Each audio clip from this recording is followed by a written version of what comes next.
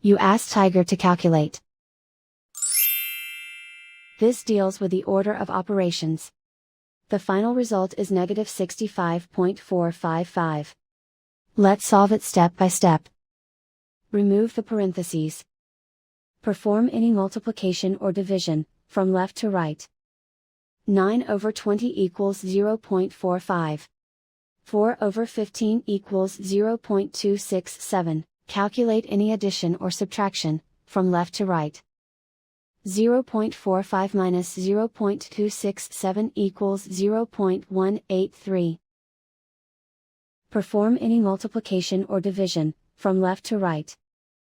Negative 12 over 0.183 equals negative 65.455. And so the final result is negative 65.455.